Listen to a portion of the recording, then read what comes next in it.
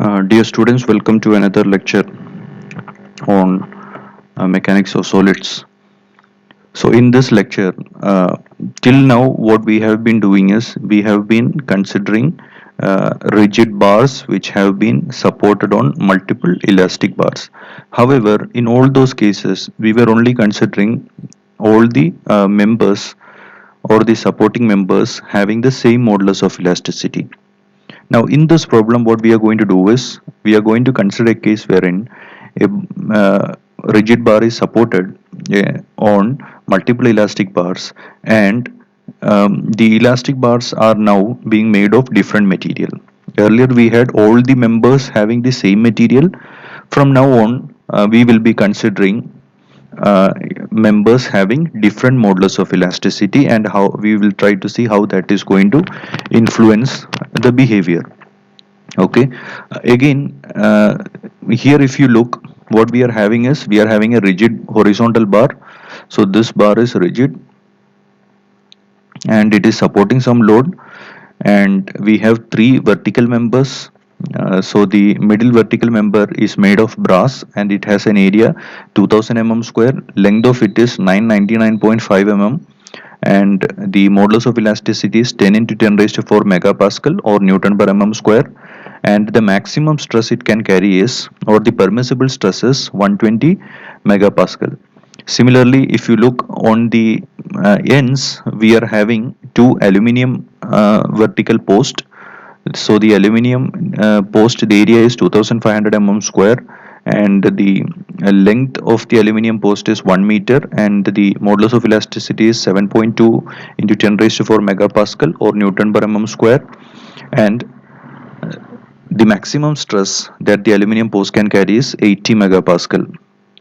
Now, as you can see, the length of this post is 1 meter and this one is 999.5 mm. That is, there is a zero point 0.5 mm gap between the middle and the outer post. So, let us see what are the different questions that we have to address. The first question is, what is the weight that should be applied at the top so as to close the gap? So, to close the gap, what is the weight that is required to be applied? That is the first question. Now, how do we analyze it? We have to understand that till the gap is closed, the entire weight will be carried by the outer two posts. So that idea has to be kept in mind. Second one is, what is the shortening of each of the pillar when a load of 300 kilonewton is applied? So next question we have to identify is, what is the shortening of each of the pillar if a load of 300 kilonewton is applied. Now here one thing we have to understand is, whatever be the total downward movement of this horizontal member, the shortening of this member, the middle post is uh, already zero point 0.5 mm shorter than the other two posts.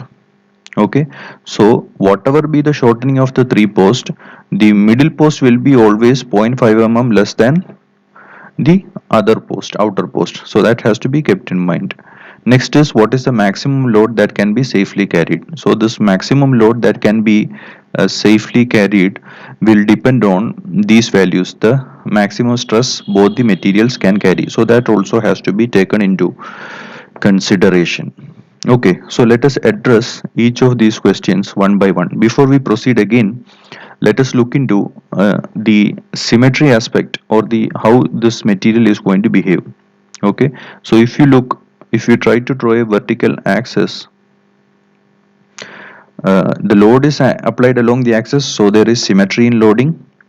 The members on either side of the vertical axis are having the same geometry. If you look, 1 meter 2500, here also 1 meter 2500, and this is at the center, so there is symmetry in geometry. And third thing we have to look for is symmetry in material. Here if you look, the material also is symmetric about the vertical axis.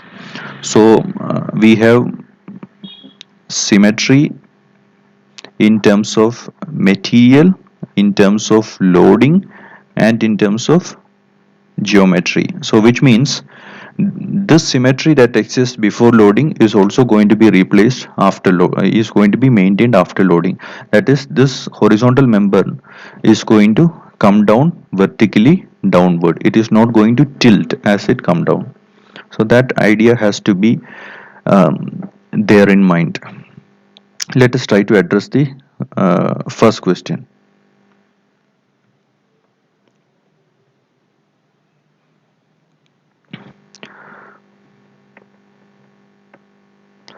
So the first part is load required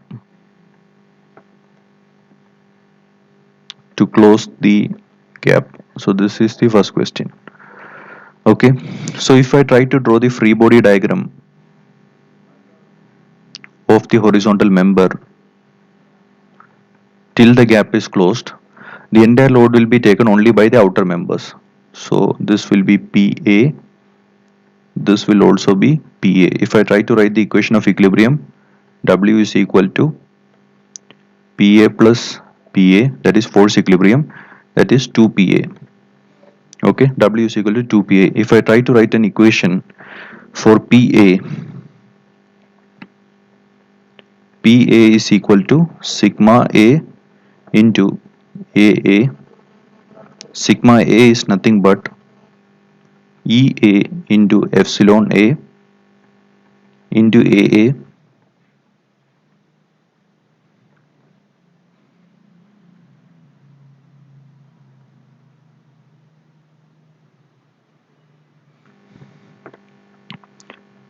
and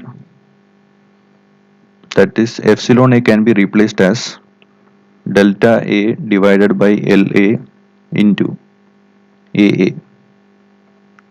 So EA is given as, the modulus of elasticity of aluminium is given as 7.2 into 10 raised to 4, that is in Newton per mm square.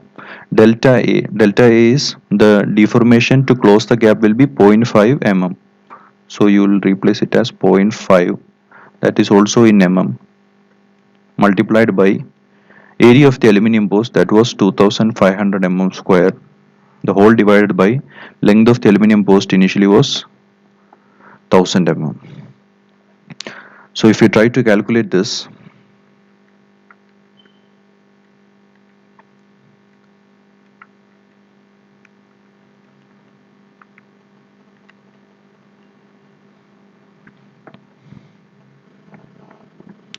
you will get it as 90,000 Newton, which is nothing but 90 kilonewton. If you substitute that in equation number 1, you have W is equal to 2PA, that is 2 into 90 is equal to 180 kilonewton. So 180 kilonewton is the load required to close the gap. So that answers the first part of the question.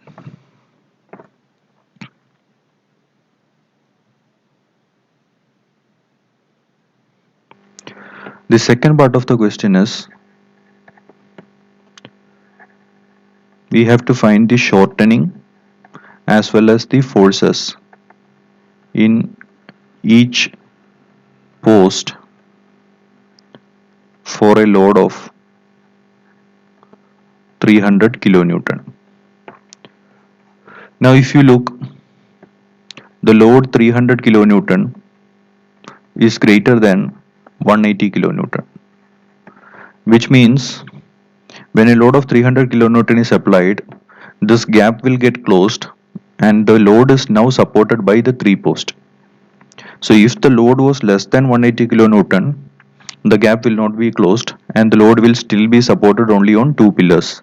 However, when the load is applied is greater than 180 kilonewton, what happens is whatever load that is applied will be supported by will be supported by the three members. So whenever a question is coming and you have something like this, and the first part is not explicitly told to you, in that case you have to first find out the load that is required to close the gap, then compare the given load with that, then only you can understand.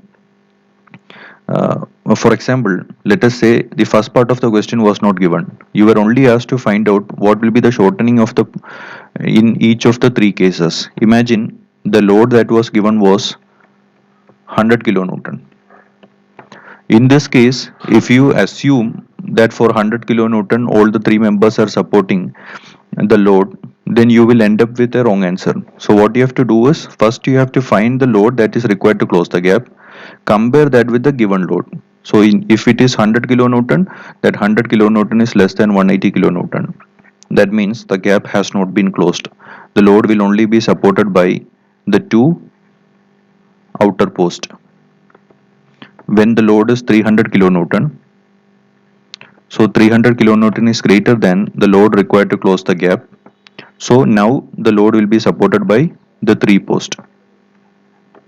So always in problems like this, first you have to find out what is the force required to close the gap, and comparing the force with the force required to close the gap, then only we can understand whether the load is supported by only two members or the force is supported by the three members together. So in this case, we have the load given greater than the load required to close the gap. Therefore, the load is supported by the three members together. So if I try to draw the free body diagram, we have W acting downward, PB here, we have PA here, PA here also. If I try to write the force equilibrium, PA plus PB plus PA is equal to W. So 2PA plus PB is equal to W. So this is our equilibrium equation. Now what we need to do is we require one more equation to solve the problem. Now that equation we have to obtain from the relationship between the displacements, or what we call as the compatibility equation. So if you assume the total downward movement of the rigid bar as delta, so the shortening of the aluminum pillar will be delta. The shortening of this pillar will also be delta. However, the shortening that is going to occur for this pillar, the brass pillar, will be, this height is 0.5. Always the brass pillar will be 0.5 less than the outer pillar. So the deformation of this pillar will be delta minus 0.5. Okay. Once again, the if you assume the total deformation, the total downward movement of the rigid bar as delta, the shortening of the outer pillars will be delta itself. However, the shortening that is going to occur for the middle pillar will be delta minus zero point 0.5, because it is always 0.5 less than the other two. So with this, let us try to develop equations for PA and PB.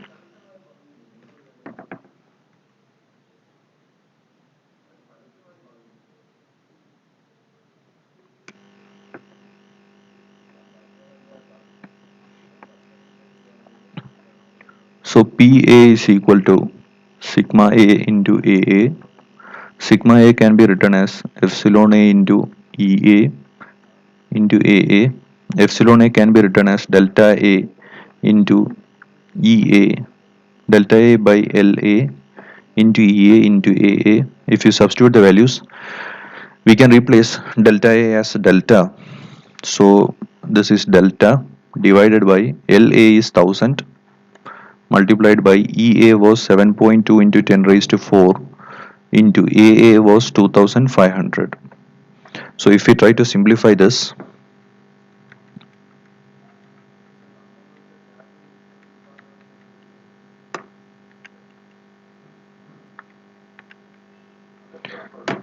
we will get this as 180 into 10 raised to 3 delta. This value will be in Newton. So if you substitute it in kilonewton, we will get it as 180 delta kilonewton. That will be the value of PA. Similarly, if we try to write expression for PB, PB is sigma B into AB. Sigma B can be replaced as epsilon B into EB multiplied by AB. Epsilon B can be replaced as delta B by LB, again multiplied by EB into AB. Delta B, as we know, is delta minus 0.5. So delta minus 0.5, the whole divided by LB again is 0.5 mm shorter, so 999.5. So both these points you have to keep in mind. That is, the shortening of the brass post is 0.5 mm less than the shortening of the outer post. So that is the first point you have to keep in mind. Second point is the length of the brass post is 0.5 mm less than the length of the outer post. So this length also should be applied correctly. Multiplied by, this is 10 into 10 raised to 4, multiplied by the area, that is 2000. So if you try to simplify this,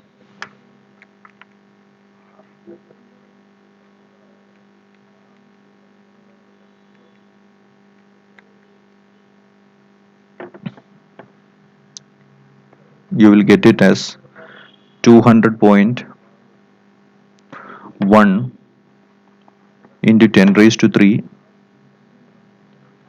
delta minus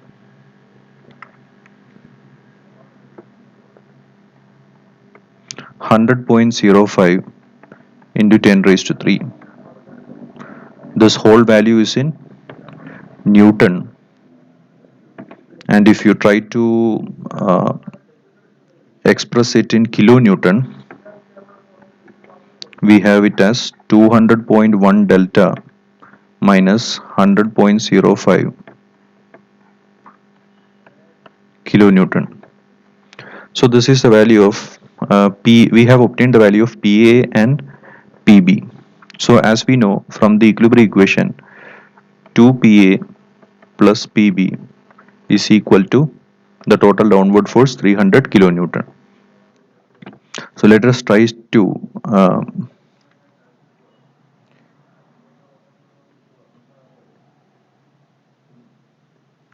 substitute the values of PA and PB. So 2 into 180 delta plus 200.1 delta minus 100.05 is equal to 300.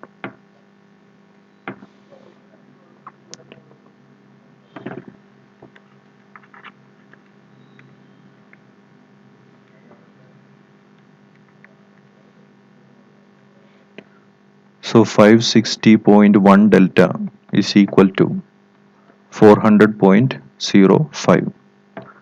Delta is equal to 400.05 divided by 560.1.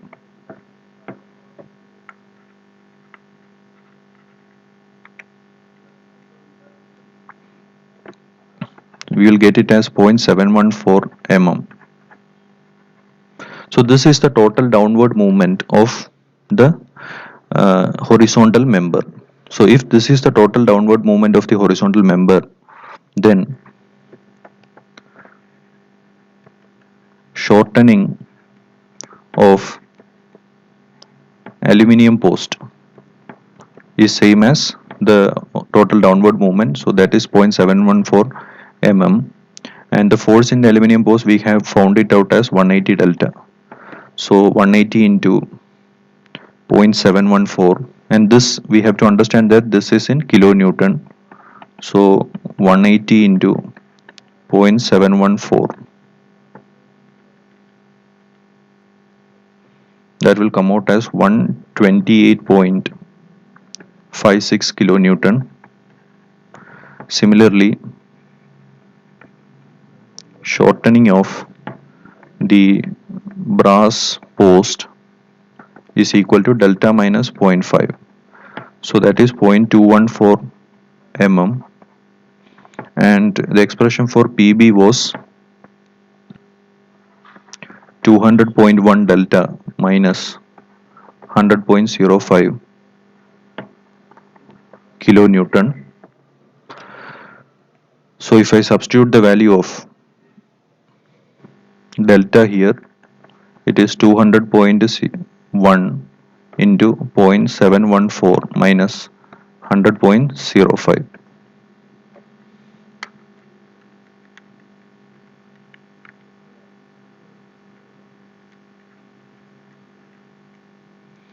We will be getting the value as 42.82. kilonewton. So we can check the answers by substituting in the equation. So 2 into 128.56 plus 42.82.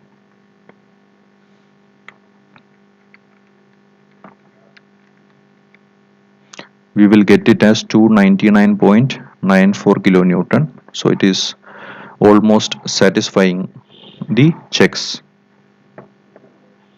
So this is how we do the second part of the question, that is to find out the shortening of the pillars for a given value of load.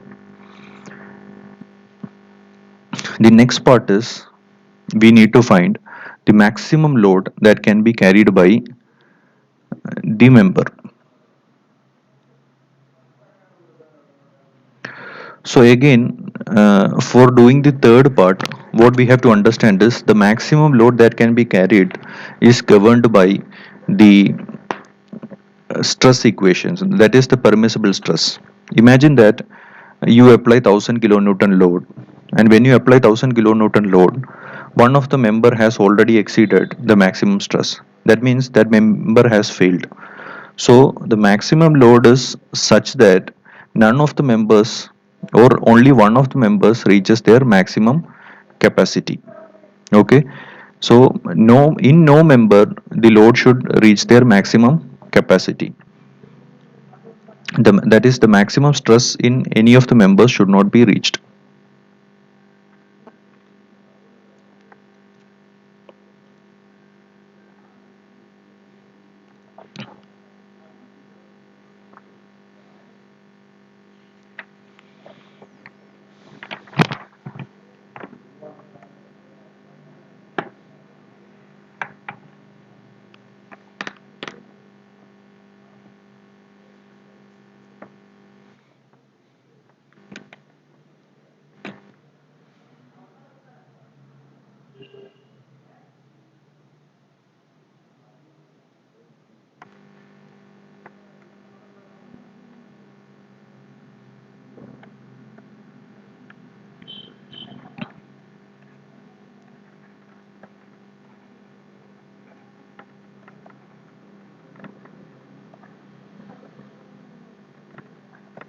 The maximum load that can be carried, that is the third part of the question. That can be, we have to remember this term, that can be safely carried.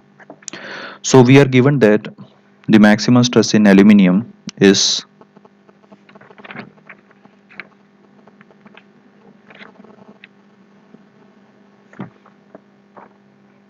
80 Newton per mm square, and we are also told that the maximum stress in brass is 120 Newton per mm square. So this is told to us.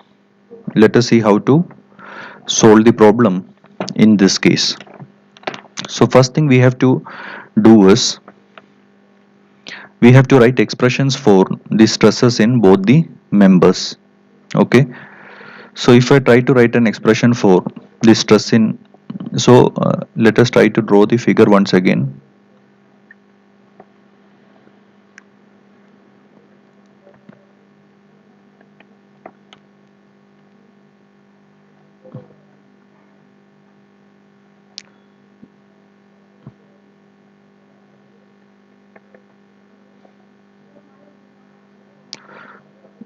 So this is the final position, this is delta, and this is zero point 0.5. So the shortening of this bar is delta minus 0.5. So this is the situation. Let this be the W safe maximum load, and these are the deformations of various members under this loading condition. Now let us try to write expressions for this is the maximum value of the stresses in aluminium, maximum value of the stresses in brass.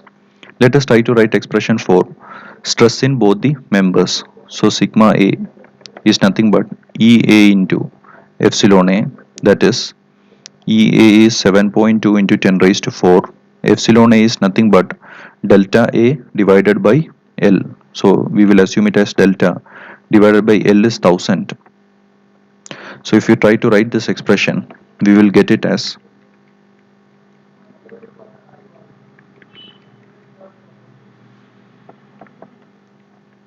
we will get it as 72 delta Newton per mm square. So this is the expression for stress in aluminium.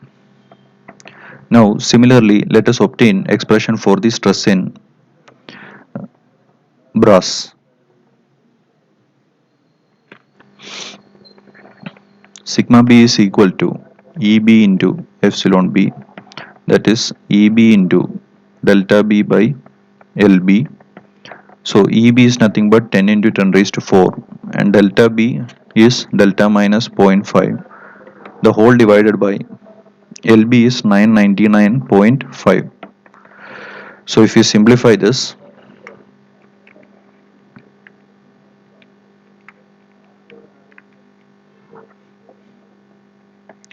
this is 100.05 minus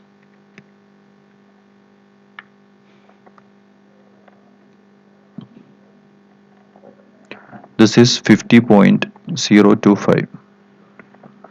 So this is the expression for stress in brass. Now what we will do is we have to, the material will fail when either of the any one of the following two cases are going to occur.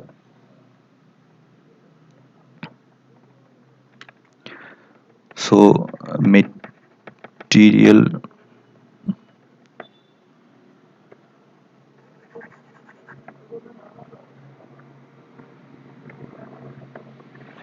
the structure fails in any of following two cases. So case 1,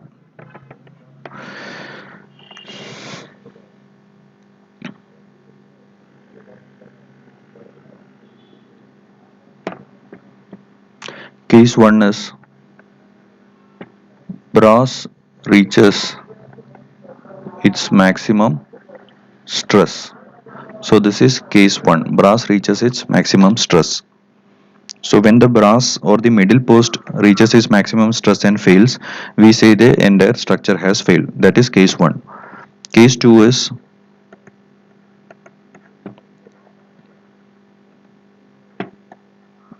aluminium reaches its maximum stress. So the aluminium member has reached its maximum stress and therefore we will say that the entire structure has failed. So we have to see which of these two conditions is valid in this case. So let us consider the case number 1 first. That is, the brass has reached sigma B is equal to sigma B max.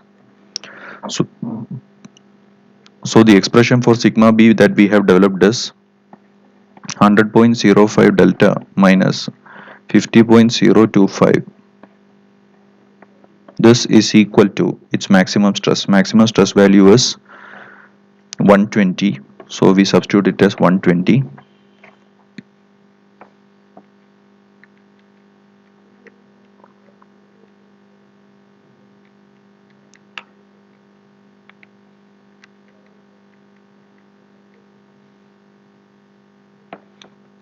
So we'll get the value of delta as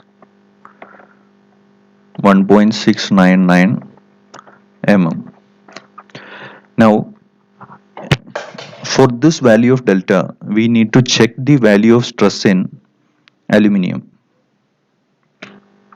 So if we check the value of stress in aluminium, sigma A is equal to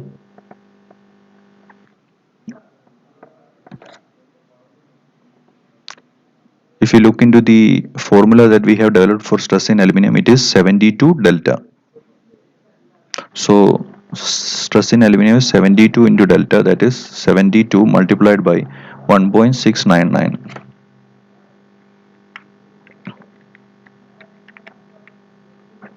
So this is 122.32 Newton per mm square. We can see that this value of sigma A is greater than sigma A maximum. Sigma A maximum is only 80 and the value of sigma A that we have got is 122.32, which means this is not valid. This is not a valid case because always the stress in the members should, the maximum value of that the stress in the members can reach is the value that is given to us. In no case stress in members can exceed their maximum values. Therefore this case is not a valid case, so we have to explore the second case. So the second case is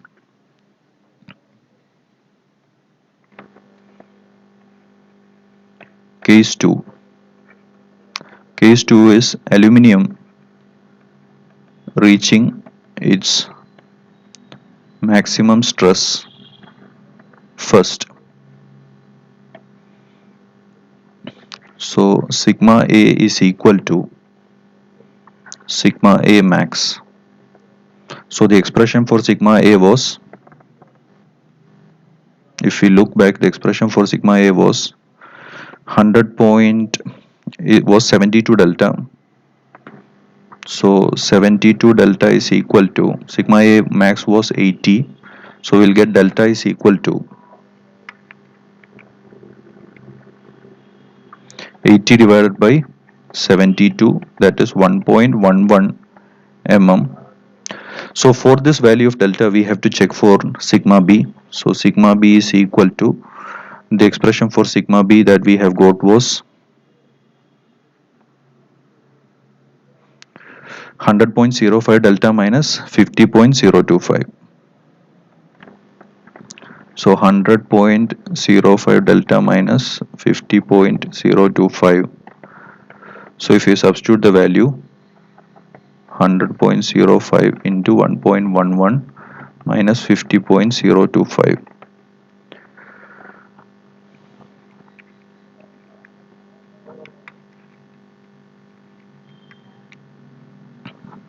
we will get the value as 61.14 Newton per mm square. So this value is less than sigma B max and therefore it is permissible. Sigma B max is 120. The value of stress is less than 120, so this is a permissible case.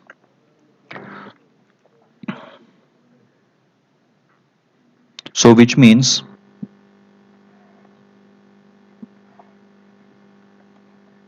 when carrying the maximum load, what is going to happen is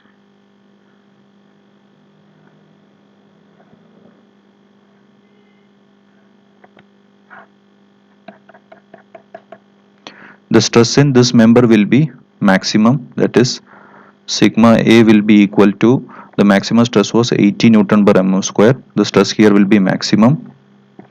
Here also the stress is maximum, that is 80 Newton per mm square.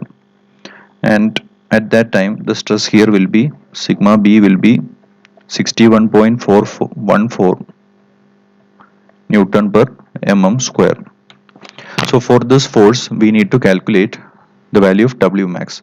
So if we calculate PA, PA is equal to sigma A into AA, that is 80 into 2500,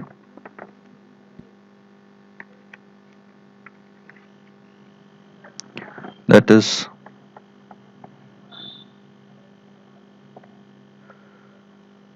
Newton. So that is 200 kilonewton. Similarly PB is equal to sigma B into AB, that is 61.14 into 2000.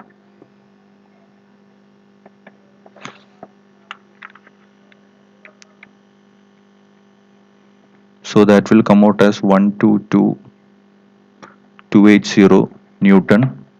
So that is 122.28 kilonewton. So if we calculate the, if we consider the free body diagram, we know that W is equal to 2PA plus PB. So that is 2 into 200 plus 122.28. So we'll get it as 522.28 kilonewton. That is the maximum load that can be carried safely by this arrangement. Okay. So once again, in cases where you have to find the maximum load, what you have to do is you need to consider two cases. Case 1 is brass reaches its maximum stress first. So that is case number 1. Second case is aluminum reaches its maximum stress first. So sometimes you may be considering this case initially itself. Instead of case 2, you may be considering this case initially, and you will see that the other condition is satisfied. Then you don't have to go proceed to the case number, this case again. Okay, only any one of these two cases will be correct. So if you directly is going to this particular case, you don't have to explore the other case. Okay, just for illustration of both these conditions, I have considered it this way.